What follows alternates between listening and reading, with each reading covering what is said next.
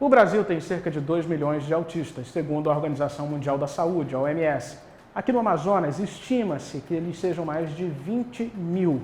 O dado é do Instituto Autismo no Amazonas. Mas o que não existem em números exatos no estado são de autistas na fase adulta, o transtorno do espectro autista, né? Uma condição complexa que pode apresentar uma ampla variedade de manifestações e desafios. Muitos adultos autistas enfrentam dificuldades, mas também exibem habilidades únicas e talentos excepcionais em diversas áreas. Com um diagnóstico e suporte adequados, os adultos podem desenvolver estratégias para enfrentar os desafios do dia a dia.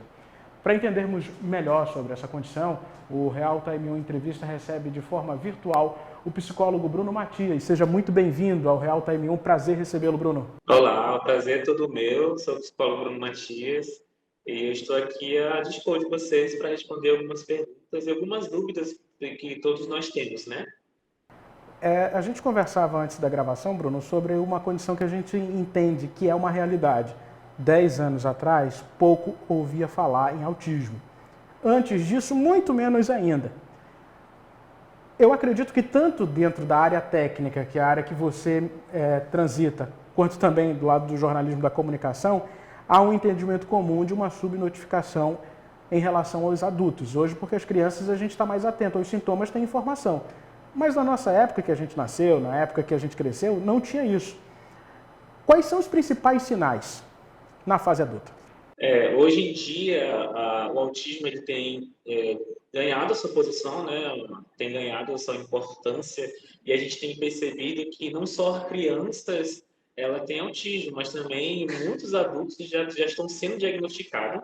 Eu tenho pacientes adultos que são diagnosticados com autismo e uma coisa que eu percebo que o maior sinal de todos eles, e também o maior sinal que a gente percebe, são a dificuldade de interpretar a linguagem não verbal, dificuldade de expressões faciais, dificuldade de gesto, por exemplo. Normalmente, um adulto que tem autismo, ele não entende ironia, ele não entende, ele não consegue compreender a questão da ironia, as metáforas, ele tem dificuldade de socializar, de demonstrar sentimentos. Então, normalmente, esses são os aspectos que a gente percebe muito, são os sinais que são mais prepotentes, né, em relação ao adulto. Isso que você fala é porque o autista ele tem muito essa interpretação, ele é muito direto, né? A comunicação é muito direta, não tem meio termo, é sim ou não, é pau, é pedra, é muito, e não tem essa relatividade na questão. É isso que você está mencionando. Isso, ele não consegue mensurar essa questão da onde é ironia, onde é verdade. Para ele, se você falar para ele algo, é sim ou não, ele vai entender como aquilo uma totalidade, ele não vai conseguir interpretar essa questão. E uma coisa muito interessante também é a ingenuidade dele, a questão de maliciosa. Muitos adultos não têm essa questão, eles não conseguem interpretar essa questão.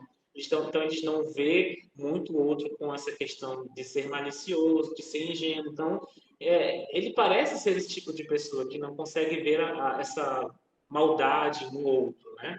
E sabe, Bruno, falando agora, me lembra o preconceito, né? Porque, como eu falava no começo da entrevista, a gente foi criado numa época que a gente não tinha esse tipo de informação. A gente acabava interpretando isso como uma falta de inteligência da pessoa. Acabava interpretando isso, grosso modo, falando o que se diz no jargão do dia a dia, com uma leseira que a pessoa tinha. E, na verdade, não. Na verdade, é uma condição. A gente não conseguia filtrar essa realidade. Isso foi muito difícil. Isso é muito difícil para quem tem o TEA, né? Porque não consegue, às vezes, se expressar ou não entender e é vítima de preconceito no dia a dia. Sim. Uma coisa que eu trabalho muito com meus adultos são sempre as expressões emocionais, que eles têm muita dificuldade de expressar e de ler a emoção do outro. Recentemente, eu tive um paciente que ele não conseguia entender essa questão. Então, muitas das vezes, ele via o amigo dele sofrendo ali por algo, mas ele não entendia. Para ele, ele dizia para mim, não faz sentido ele sofrer por essa situação. Não é o pai dele que está sofrendo, não é a mãe dele. Então, eles não conseguem mensurar essa questão. Para eles tem que ser algo muito profundo para eles entenderem como é ruim, é triste, é bom, é legal. Então, Normalmente eu trabalho muito essa questão emocional, com algumas atividades que vai fazer com que eles entendam as expressões faciais. Eu mostro as expressões faciais de quando estou assustado, quando estou triste, para poder eles conseguirem entender como funciona isso. Bruno, quem está assistindo a gente agora e começa a perceber alguns detalhes dessas suas respostas, se encaixa em algumas características, já na fase adulta, o que deve fazer no primeiro momento para buscar atendimento, para tentar entender o quadro, se encaixa mesmo no quadro de autismo ou não? Tá. Quando você percebe alguns sinais, ou os seus pais, ou você mesmo, né? Enfim, alguém percebe esses sinais, você tem que procurar um neuro, né? Porque o neuro ele vai fazer toda uma bateria de exames e o neuro vai diagnosticar você, porque só quem pode dar o diagnóstico é o neuro. Então, o neuro vai dar o diagnóstico e a partir desse diagnóstico ele vai saber quais são as outras especialidades que ele vai te encaminhar. Vamos lá. A maioria deles vai para o psicólogo, porque vai trabalhar essa questão emocional, essa questão de expressões faciais, normalmente é o psicólogo. Mas talvez o adulto tenha problemas com linguagem, então ele já vai para o fonoaudiólogo.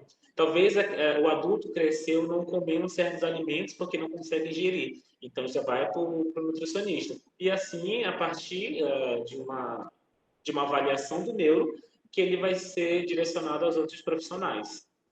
Tem algumas entrevistas que eu já fiz ao longo do tempo sobre o transtorno do espectro autista. Alguns profissionais da área sempre dizem que na fase ainda muito recente, quando se descobre, se detecta, se você não tratar, não estimular, você às vezes acaba agravando o quadro, acaba deixando levar. Isso também ocorre na fase adulta? Sim. Hoje em dia, as coisas estão muito mais aceleradas, as coisas estão muito mais informativas, então o grau de dificuldade de tratar uma criança hoje é muito grande, porque as crianças têm muitas informações e elas acabam se perdendo. Antigamente, nós não tínhamos tantas informações assim, a gente tinha muito mais estímulos. Os nossos pais estimulavam muito mais a gente a fazer algo. Eles sempre tinham na cabeça de que você tem que ser alguém futuramente, então tinha esse estímulo. Você sentava com seus pais para comer, então ali você entendia que para comer tinha que pegar a colher correta, que aquele ritual era um ritual de aprendizagem. Então, hoje em dia existem os autistas adultos severos que realmente não fala, não gesticula, não faz nada, só tem crise e tudo mais, e tem a gente e tem do suporte nível 1 que vive normalmente na sociedade, mas tem alguns problemas ali que precisam ser tratados. Então vai depender muito do nível se ele é suporte 1, suporte 2 ou suporte 3. Atualmente, quando se fala no tratamento para o autismo, muitas pessoas acreditam e entendem que o canabidiol pode ser uma alternativa muito viável. A internet está cheia de exemplos assim. Na tua opinião, como um profissional da área, você entende que o canabidiol pode ser, sim, uma alternativa no tratamento? Bom, o canabidiol, o que eu entendo como psicólogo sobre isso? Que ele simplesmente ele vai ativar, né, o seu sistema regular, ele vai regular o seu sistema. Então, normalmente eu tenho pacientes não com autismo, mas com outros transtornos que usam canabidiol. Então, o que acontece? Ele baixa esse nível de ansiedade, ele vai baixar esse nível de estresse, de irritabilidade. Então, o que a ciência está entendendo com isso? De que o autista também tem ansiedade, que ele também tem irritabilidade, que ele também tem um estresse muito grande. Então, o canabidiol ele vai entrar justamente para tentar a diminuição desses sintomas que a criança está apresentando. Porque com essa diminuição, a gente consegue trabalhar melhor com a criança. Porque assim, eu enquanto psicólogo ou qualquer outro profissional, se uma criança chegar até mim com crise, eu não vou atender essa criança. O que eu vou fazer é acolher a crise dessa criança. Fazer todo um trabalho de acolhimento para que ela possa se acalmar, porque não existe estímulo algum para dar para essa criança quando ela está em crise. Então, a gente trabalha toda essa questão. Hoje, existem outros tipos de medicamentos que os neuros passam, né? A risperidona e alguns outros para diminuir esse tipo de comportamento. Mas agora está se falando muito do canabidiol.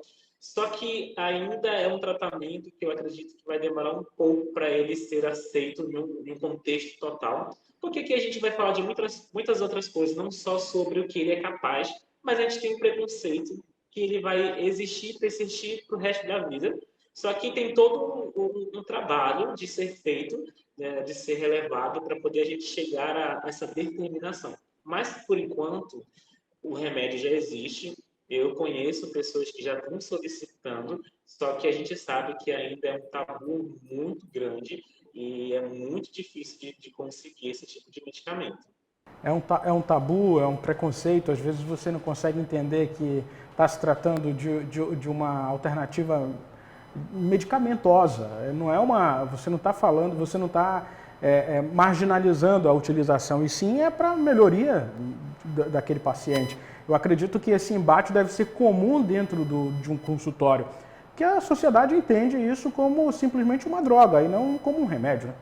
Sim, é a falta de informação, né? Quando você não está informado, você se torna ignorante daquilo.